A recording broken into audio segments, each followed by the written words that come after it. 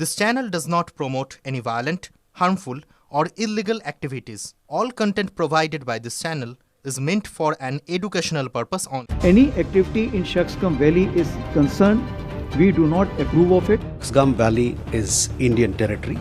China-Pakistan boundary agreement, that the agreement is illegal and invalid. নমস্কার বন্ধুরা, গালওয়ানে মুখের জোর দেখানোর পর এখন পিওকেতে ঢুকছিল ড্রাগন। ভারতের একটা গর্জনে কেঁপে গেল বেইজিং এর সিংহাসন। সাক্সগাম উপত্যকায় রাস্তা বানানোর স্বপ্ন দেখছিল চীন। মোদী সরকারের লাল সংকেত জিনপিং এর উড়িয়ে দিল ঘুম। 1963 সালের সেই কালো চুক্তিটা এখন পাকিস্তানের গলায় ফাঁস হয়ে দাঁড়াবে।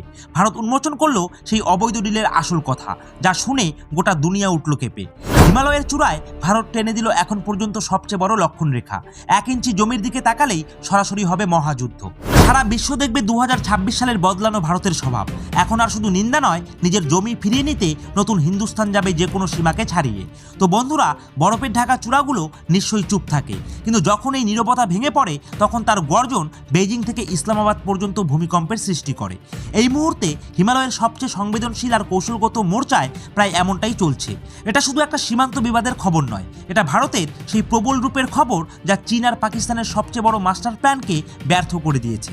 পাকিস্তানের দখলে থাকা কাশ্মীর মানে পিওকের সেই জায়গায় যেখানে পাখিও উঠতে পারে না, সেখানে চীন চুপি চুপি এক ধরনের ষড়যন্ত্র করছিল, যা সরাসরি ভারতের গলায় আঘাতের মতো ছিল। তারা ভাবছিল ভারত তো আভ্যন্তরীণ ইলেকশন নিয়ে ব্যস্ত, আর গোটা বিশ্ব তারা নিজেরা নিজেদের সমস্যা নিয়ে ডুবে আছে, তাই এই অন্ধকারের সুযোগ নিয়ে ভারতের জমিতে কংক্রিটের জঙ্গল গড়ে দেওয়া যাক। কিন্তু তাদের সর্বনাশ হলো ভারতের তৃতীয় চোখ 24 ঘন্টা তাদের প্রতিটি কাজের উপর নজর রাখছিল। যখনই চীনের যন্ত্রপাতি পিওকের মাটিতে থাবা বসিয়েছে, ঠিক তখনই নতুন দিল্লি থেকে এমন একটা আদেশ আসে যা রাতারাতি পুরো জিওপলিটিক্যাল গেমটাই পুরোপুরিভাবে পাল্টে দেয়। এটা ভারতের সেই রৌদ্ররূপ যা স্পষ্ট করে দিল 1962 ভুলে যাও, এটা 2026 সালের ভারত, যা নিজের জমির জন্য ইতিহাসের পাতা ছিঁড়তেও পারে এবং ভূগোলও বদলে দিতে পারে। তো চীন পাকিস্তান অধিকৃত কাশ্মীরের কোন অংশে নিজের সেনাবাহিনী আর যন্ত্রপাতি নামাচ্ছে? সেটা কোন 60 বছরের পুরনো পাপ যা পাকিস্তান আর চীন মিলে লুকোতে চেয়েছিল? কিন্তু ভারত আজ সেটা গোটা বিশ্বের সামনে উন্মোচন করে দিল। আর ভারতের পররাষ্ট্র মন্ত্রণালয় এমন কি বলল যে চীনের চিরসবুজ বন্ধু পাকিস্তানের পায়ের তলার মাটি কাঁপছে। এখন কি ভারত পুরোপুরি টেক্কা দেওয়ার মুডে এসে গেছে? তো আমরা আপনাদের বলবো এই হিমালয়ের সংঘর্ষের পুরো ইনসাইড স্টোরি। তো এই ভিডিওটি সম্পূর্ণ দেখবেন, আর এই ইস্যুতে আপনার যা মতামত রয়েছে তা কমেন্ট সেকশনে লিখে জানাতে একদম ভুলবেন না। তো বন্ধুরা, সাক্সগাম উপত্যকার রহস্য আর চীনের ষড়যন্ত্র। তো চলুন এই পুরো ঘটনাটার গভীরে যাই আর সেই জায়গাটা বুঝি যা আজ বিশ্বের সবচেয়ে বড় ফ্ল্যাশ পয়েন্ট হয়ে উঠেছে। এই পুরো বিতর্কের কেন্দ্রে আছে সাক্সগাম ভ্যালি। এই নাম হয়তো আপনি অনেকটা কম শুনেছেন, কিন্তু সামরিক দৃষ্টিকোণ থেকে এটা ভারতের মাথার মুকুট। 5180 বর্গ কিলোমিটার জুড়ে ছড়িয়ে থাকা এই এলাকা আইনগতভাবে ভারতেরই, কিন্তু পাকিস্তান সেটা অবৈধভাবে দখল করে রেখেছিল।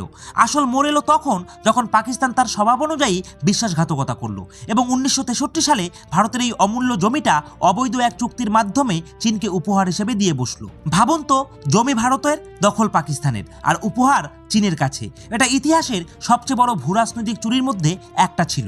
চীনের এই জমি দরকার ছিল যাতে সে তার সিনজিয়াং প্রদেশকে পাকিস্তানের সাথে যুক্ত করতে পারে আর ভারতের মাথার ওপর বসে নজর রাখতে পারে। দশক ধরে এই এলাকা ফাঁকাই ছিল, কিন্তু এখন চীনের মনোভাব খারাপ হয়ে গেছে। নতুন স্যাটেলাইট ছবি আর গোয়েন্দার রিপোর্ট বলছে চীন এই এলাকায় সিপ্যাক চায়না পাকিস্তান ইকোনমিক করিডোরের নামে বড়সড় নির্মাণ কাজ করছে। তারা রাস্তা বানাচ্ছে, সুড়ঙ্গ খুঁড়ছে আর মিলিটারি পোস্ট তৈরি করছে। তাদের উদ্দেশ্য স্পষ্ট, সিয়াচিন গ্লেসিয়ারে থাকা ভারতীয় সেনাকে ঘেরাও করা। সিয়াচিন যা বিশ্বের সবচেয়ে উঁচু যুদ্ধক্ষেত্র এবং যেখানে ভারতের তিরঙ্গা গর্বের সাথে উঠছে। চীন সেটা দুই পাশে কেটে ফেলতে চায়। একদিকে তারা আকসাই চীনে বসে আছে, আর অন্যদিকে এখন তারা সাক্সগাম ভ্যালির দিকে নিজের পা জমাচ্ছে।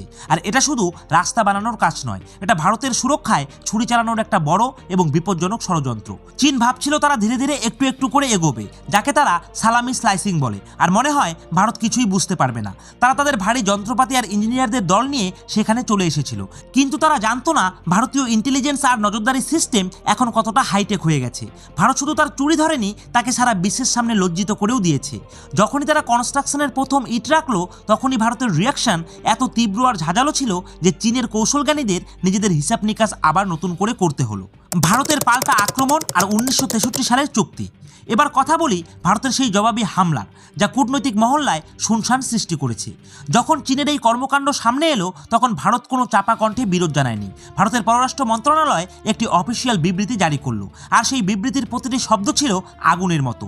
ভারত স্পষ্ট ভাষায় বলল, সাক্সগাম ভ্যালি ভারতের অবিচ্ছেদ্য অঙ্গ ছিল, আছে আর থাকবে। ভারত এখানেই কিন্তু থেমে থাকেনি। ভারত সরাসরি সেই মূল বিষয়ে আঘাত করেছে যার উপরে চীন আর পাকিস্তানের বন্ধুত্ব দাঁড়িয়েছিল। ভারত স্পষ্ট মঞ্চ থেকে ঘোষণা দিয়েছে যে 1963 সালে তথাকথিত চীন পাকিস্তান সীমানা চুক্তি পুরোপুরি অবৈধ আর অমান্য। ভারত বলেছে পাকিস্তানের কোনো অধিকার ছিল না যে সে ভারতের জমি তৃতীয় কোনো দেশের হাতে দিয়ে দিতে পারে। আন্তর্জাতিক আইনের অবমাননা করে করা সেই চুক্তি কেবল আবর্জনার টুকরোর চেয়েও কম কিছু নয়। পররাষ্ট্র মন্ত্রণালয়ের মুখপাত্র রণধীর জয়সওয়াল সারা বিশ্বের সামনে চীনের চোখে চোখ রেখে বলেছে, আমরা আমাদের জমিতে বাস্তবতা বদলাতে দেব না, আর তার চেষ্টাও কখনো মেনে নেব না। ভারত নিজের স্বার্থ রক্ষার জন্য সব প্রয়োজনীয় পদক্ষেপ নেওয়ার অধিকার নিজের কাছে রেখেছে। এই যে সব প্রয়োজনীয় পদক্ষেপ নেওয়ার অধিকার, অর্থাৎ reserve the right to take necessary measure, এই লাইনটা কূটনৈতিক ভাষায় বলা যায় একটা সরাসরি হুঁশিয়ারি। এর মানে হলো, যদি কথায় না মানো তাহলে লাথি মারা পর্যন্ত আমরা দুবার ভাববো না। ভারত চীনের ড্রিম প্রজেক্ট সিপ্যাক বা সিপিইসিও অবৈধ ঘোষণা করে দিয়েছে। ভারতের দাবি এই করিডোর আমাদের সার্বভৌমত্ব লঙ্ঘন করে, কারণ এটা আমাদের জমি পিওকে হয়ে যায়। যে প্রজেক্টকে চীন তার গর্ব মনে করত, ভারত সেটা বিশ্বের সামনে অবৈধ দখল প্রমাণ করলো। এটা ভারতের বদলে যাওয়া বিদেশ নীতির প্রমাণ। আগে আমরা শুধু কঠোর নিন্দা করতাম, আর এখন কঠোর পদক্ষেপের হুঁশিয়ারি দিচ্ছি। ভারত স্পষ্ট করে দিয়েছে যে আমরা এখন প্রতিরক্ষা নয়, আক্রমণাত্মক অবস্থানে আছি। যদি তোমরা আমাদের জমিতে রাস্তা বানাও, আমরা সেই রাস্তা আমাদের গোলাবারুদের আওতায় আনার জন্য এক মুহূর্ত দেরি করব না। চীনের ঘাবড়ে যাওয়া আর সিপ্যাকের ভবিষ্যৎ। তো বন্ধুরা, ভারতের এই আক্রমণাত্মক রূপ দেখে চীন আর পাকিস্তানের শিবিরে হইচই পড়া নিশ্চিত ছিল, আর সেটাই কিন্তু হলো। চীন যে নিজেকে এশিয়ার দাদা বলে মনে করে, সে কখনো ভাবেনি যে ভারত 1963 সালের পুরনো এক মৃত অধ্যায় টেনে এনে তার সামনে দাঁড় করিয়ে দেবে। চীনের কাছে সাক্সগাম ভ্যালি শুধু একটি ভূমিখণ্ড নয়, এটি তার কৌশলগত স্নায়ুকেন্দ্র। ভারত যদি এই এলাকায় চাপ বাড়ায়, তাহলে চীনের পুরো বেল্ট অ্যান্ড রোড ইনিশিয়েটিভ বিপদের মুখে পড়তে পারে। আর পাকিস্তানের অবস্থা তো আরও শোচনীয়। পাকিস্তান চীনের কাছ থেকে ঋণ নিয়ে দেশের ভিতর বিভিন্ন প্রকল্প গড়ে তুলেছিল, কিন্তু ভারতের আপত্তি ও বিরোধিতার কারণে সেই সব প্রকল্পের ভবিষ্যৎ এখন অনিশ্চয়তার মেঘে ঢাকা পড়েছে। আন্তর্জাতিক বিনিয়োগকারীরা এখন সিপ্যাকে টাকা ঢোকাতে ভয় পাচ্ছে, কারণ ওরা জানে এটা নষ্ট হয়ে যাওয়া জমি, আর ভারত যে কোনো সময় নিজের অংশ ফিরিয়ে নিতে পারে। চীনের আতঙ্ক আপনি এখান থেকেই বুঝতে পারবেন যে ওরা এখন পিওকেতে নিজের নাগরিকদের নিরাপত্তা নিয়েই ভয়ে আছে। ভারতের হুঁশিয়ারির পর চীন সেখানে তাদের মেশিন আর ইঞ্জিনিয়ারদের সুরক্ষার জন্য অতিরিক্ত ফোর্স বসাতে হচ্ছে। কিন্তু চীনের এই সেনাবাহিনী কি ভারতের হুঁশিয়ারিকে থামাতে পারবে? একেবারেই না, কারণ ভারত নিজের সামরিক প্রস্তুতি ওই এলাকা জুড়ে অনেক গুণ বাড়িয়ে ফেলেছে, লাদাখ থেকে শুরু করে অরুণাচল পর্যন্ত। আর এখন সিয়াচেনের কাছে এই সেক্টরে ভারতীয় সেনা হাই অ্যালার্টে আছে। আমাদের কাছে এখন রাফালের মতো ফাইটার জেটস আছে, যেগুলো মিনিটের মধ্যে এই ভ্যালিগুলোর ওপর ঘুরে বেড়াতে পারে।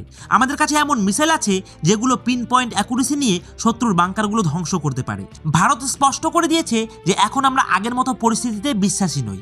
চীন যদি ওখানে অবকাঠামো তৈরি করে, তাহলে ভারতও আমাদের সীমানার কাছে এমন রাস্তা আর সুড়ঙ্গ তৈরি করছে যাতে আমাদের সেনারা সেই এলাকায় পৌঁছতে পারে যেখানে আগে যাওয়া অসম্ভব ছিল। আর এটা হলো টিট ফর ট্যাট, মানে যেমনটা তুমি তেমনটাই আমি। চীন বুঝে ফেলেছে যে এটা নতুন ভারত, যে ডোকলামেও নির্ভয়ে দাঁড়িয়েছিল আর গালওয়ানেও লড়াই করেছিল, আর এখন সাক্সগামেও পিছিয়ে থাকবে না। এই পুরো ঘটনার মধ্যে সবচেয়ে বড় কথা যা বেরিয়ে এসেছে সেটা হলো ভারতের অভূতপূর্ব রাজনৈতিক ইচ্ছাশক্তি। দশক ধরে আমাদের সরকাররা এই ইস্যুটাকে ঠান্ডা ঘরে রেখে দিয়েছিল। আমরা ভাবতাম আমরা চুপ থাকলে চীন শান্ত থাকবে, কিন্তু বর্তমান সরকার সেই পুরনো চিন্তাধারাকে বর্জন করে ফেলেছে। আজ ভারতের সংসদে গৃহমন্ত্রী গর্জে বলেন, আমরা এর জন্য প্রাণ উৎসর্গ করতে প্রস্তুত, আর বিদেশ মন্ত্রণালয় আন্তর্জাতিক মঞ্চগুলোতে সেই একই কথাকে আইনি রূপ দিচ্ছে। সাক্সগাম ভ্যালি নিয়ে দেওয়া এই বিবৃতি কোনো সাধারণ কূটনৈতিক নোটিশ নয়, এটা ভারতের সার্বভৌমত্বের গর্জন। এটা স্পষ্ট করে দেয় যে ভারত এখন আর নিজের মানচিত্র নিয়ে কোনো ছিনিমিনি সহ্য করবে না। সেটা আকসাই চীন হোক, পিওকে হোক বা সাক্সগাম ভ্যালি, ভারত নিজের সীমারেখা টেনে দিয়েছে। এই বার্তা শুধু বেইজিং আর ইসলামাবাদের জন্য নয়, এটা ওয়াশিংটন আর লন্ডনের জন্য, যে ভারত নিজেদের সমস্যাগুলো সমাধানে কারো মধ্যস্থতার উপর নির্ভরশীল নয়। আমাদের কাছে শক্তিও আছে আর সেই পথটাও আছে। আজকের ভারতীয় সেনার মধ্যে সেই সাহস রয়েছে যা তারা পাহাড়কেও মাথা নত করাতে পারে। যখন সেনারা জানে দিল্লিতে বসে থাকা সরকার তাদের পাশে পাহাড়ের মতো দাঁড়িয়ে আছে, তখন জওয়ানের জোশ আকাশ ছুঁয়ে যায়। চীন যতই চেষ্টা করুক না কেন, ভারত তাকে পেছনে ঠেলে দিয়েছে। 1963 সালের ভুলটি ঠিক করার দায়িত্ব আজকের ভারত নিয়েছে, আর সেটা শেষ পর্যন্ত সফল হবে। সাক্সগাম ভ্যালি শুধু জমি নয়, এটা ভারতের অহংকারের ব্যাপার, আর এই অহংকারের সঙ্গে আপোষ করা এই নতুন ভারতের অভিধানে নেই। তো বন্ধুরা, এবার প্রশ্নটা আপনাদের জন্য। আপনাদের কি মনে হয়, এখন কি ভারতের পিওকে আর সাক্সগাম ভ্যালি ফেরত পাওয়ার জন্য ভারতের সামরিক পদক্ষেপ নিতে হবে, নাকি কূটনৈতিক চাপই যথেষ্ট?